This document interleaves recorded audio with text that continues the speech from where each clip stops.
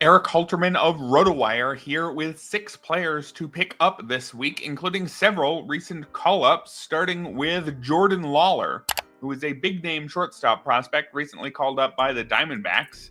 Lawlar was the 6th overall pick in the 2021 MLB draft. He's currently the number 17 prospect at RotoWire. He actually peaked inside the top 5, spent much of 2022 and 2023 there, but he's dealt with plenty of injuries, including a torn thumb and hamstring strain last year. Now, there are also questions about Lawlar's hit tool. 22% strikeout rate for this year, 23% for his minor league career. That's hardly a red flag, but you figure that's going to jump by several points in the majors. If he's in the high 20s, then contact would be a weakness for him. But the whole package should work for Jordan Lawlar because he's got power, he's got speed, he's got a good glove at shortstop as well.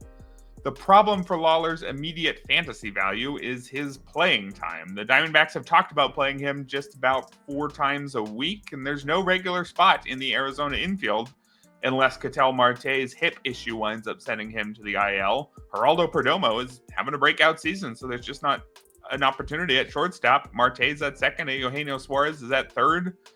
Still, there's a bright future ahead of Jordan Lawlar, and there's a real chance that future comes now. Also a chance he hits like a utility man, plays like a utility man, but I would try to add him now just in case he hits the high end of his outcomes. Up next, we've got Dalton Rushing, catching prospect for the Dodgers, who just got called up this week. He's a big-time catching prospect, one I'd be quite excited about if he was with another team. But since he's a Dodger, I think you can still go for him in 2 catcher leagues. I would avoid in 1 catcher leagues for now. Rushing is the number 24 overall prospect on RotoWire's top 400. Second among catching prospects, though.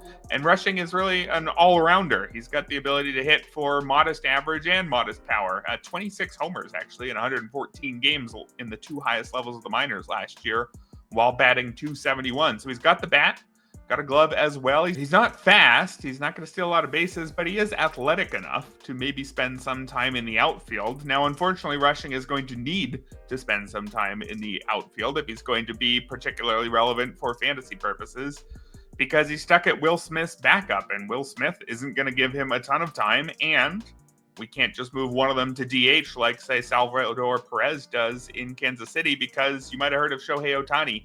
He's not going to take many days off in the DH spot. Can't move either of them to first base either because Freddie Freeman, he's pretty good. He'll play every day there. So that means if Rushing's going to be fantasy relevant, it's probably going to be because he hit well enough to earn some starts in the corner outfield over, say, Michael Conforto. It could happen, and I would add Rushing in 2 catcher leagues in case it does happen, but beware that the possibility here is that you're just adding a backup catcher. A good one, but still a backup catcher. Our final hitter here, Addison Barger, opened the year in the minors for the Blue Jays, but got the call in mid-April, first due to Nathan Lukes hitting the paternity list. And Barger wasn't a regular right away, but he's recently taken over as the primary third baseman, at least against righties. Will Wagner has gone back to the minors, and Ernie Clement has slid over to second base with Andres Jimenez out. Barger is hitting .321 with 2 homers in 7 games since moving into the role of primary third baseman. And in 70 plate appearances overall this season, he's got a 53% hard hit rate, a 14% barrel rate. So he's hitting the ball very hard, and he's combining that with just a 20% strikeout rate, which is slightly better than average. Some bad luck is limiting him to a .231 batting average and a .701 OPS, but the skills are promising for Barger. The role is unclear once the Jays get fully healthy, but Barger has the ability to play both third base and the outfield corners, so there's multiple paths to at-bats here. Basically, if Barger hits well enough to play, he's going to play. I'll have more names for you in a minute, but first I wanted to mention something new we've got at RotoWire this season, promo codes. You can use the promo code ROTO15 at checkout to receive 15% off any RotoWire product. Unfortunately, you won't be getting a discount on any of the guys remaining on our list, though, including Ryan Weathers, who had lots of sleeper buzz during draft season because he'd added velocity to a profile which was already somewhat interesting, although his career numbers were bad enough to keep him in that sleeper bracket. You might remember Weathers was called up several years ago as a 21-year-old by the Padres just wasn't ready. Had a 5.88 ERA, a 1.53 whip, and a 17% strikeout rate over his first 3 years. But last year, he got the strikeout rate up to 22%, also cut his walk rate from 9% to 6.5%, and the result was good. In 16 starts, he had a 3.63 ERA and a 1.18 whip. So you take those numbers, and then you add a velocity boost, and what do you get? Well, you get a forearm strain in camp is what you get, but it avoided being worse than that for Ryan Weathers, and he's good to go now. I actually got to see him make his season debut at Wrigley the other day, and while he was only asked to go 5 innings, he looked great. The velocity was indeed up, and he allowed just 1 run on 2 hits and 1 walk, struck out 5. So I'm nervous about Weathers' arm holding up permanently at this newfound velocity. I'm also nervous about the Marlins winning chances, sure, but I really like the talent, and I would make Weathers a priority add nonetheless. I'd also be looking to add Zebby Matthews of the Twins, who looked like he was going to get the call in mid-April, but the Twins changed plans. He is, in fact, getting the call this time, and it could be a permanent opportunity here for Matthews, with Simeon Woods-Richardson getting optioned. Matthews is effectively a prospect, but he's no longer on top prospect list because we actually saw him for 9 starts late last year. Those starts did not go well, at least in terms of ERA and whip. 6.69 ERA, 1.65 whip, but underlying numbers were better. He had a 3.78 SIERA thanks to a 24% strikeout rate and a 6% walk rate. That should be a good combo going forward. If he can replicate that, he'll just need to not struggle with homers like he did last year. And, we can forgive some of those rookie struggles for Matthews, given that he started last season all the way down at high A before ending it in the majors. This year, in 7 AAA starts, he's got an ERA under 2. He's got a 28% strikeout rate, a 7% walk rate. That walk rate is actually high for him. He was down very low for most of his stops throughout the minors. Maybe he's realized he needs to throw it out of the zone a little bit more after getting knocked around for a few too many homers in his MLB debut. Don't know exactly what it's going to look like, but I think the talent is there.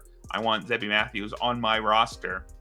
And finally, let's move to the bullpen, where I will recommend Jordan Romano this week. The Phillies have preferred a committee for most of Rob Thompson's tenure, but they've been open to giving the 9th inning to a so-called proven closer if they deserve it. You might remember Craig Kimbrell a few years ago got that chance, didn't prove that he deserved it, and so the team went back to a committee. But it looked like Romano was going to get that chance this year after signing an $8.5 million deal on the back of an injury-filled season with the Blue Jays last year. It looked like if he proved his health, he might be the guy.